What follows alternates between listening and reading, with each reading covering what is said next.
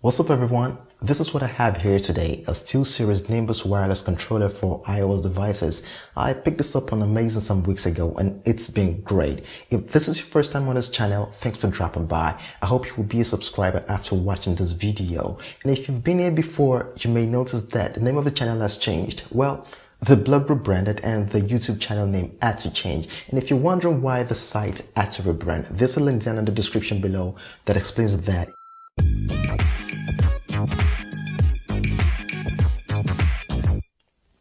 Now, back to why we're here. One of the reasons I chose this out of the many MFI controllers available is the form factor.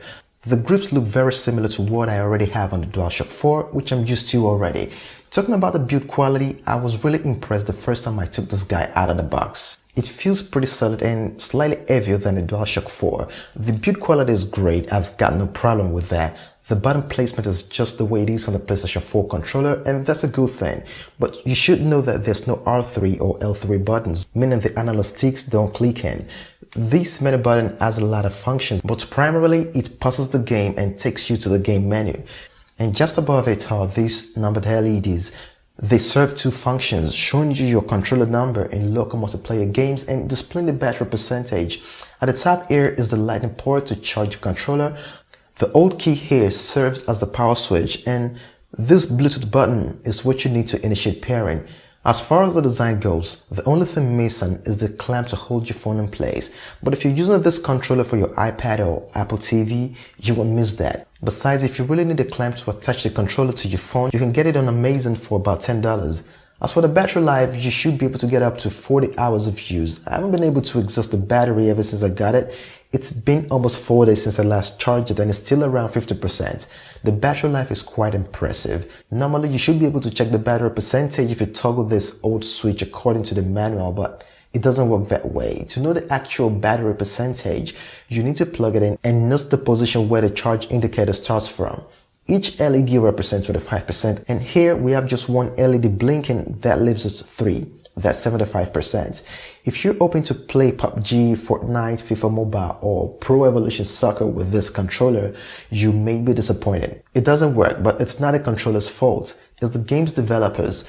But games like Animus, Minecraft, NBA 2018, and many others work, and ported games like GTA San Andreas, GTA Vice City, Max Payne, Oddworld, Stranger's Wrath, and the rest of them work great. If you're into emulators, Steelseries Nimbus works with all PSP games I tested on PPSSPP.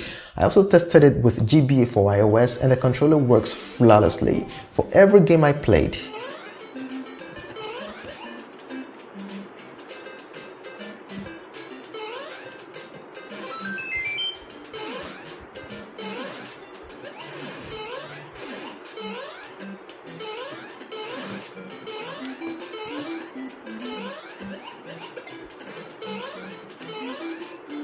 Also, if you want to play your PS4 games through remote play using RPlay, this controller actually works. There's a link to a video in the description on how to set up PS4 remote play on your iPhone or iPad.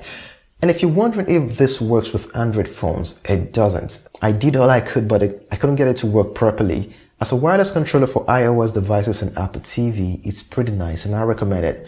Apart from the absence of a clamp to hold your phone in place, the rather cumbersome way to check the battery level, there isn't much to complain about. The build quality is great, it's got an impressive battery life. Compared with other MFI controllers available, the price is right and you get value for your money. That's my review of Steelseries Nimbus wireless controller. If you're not a subscriber yet, I hope you will hit the subscribe button and I'll catch you in the next video. Stay safe.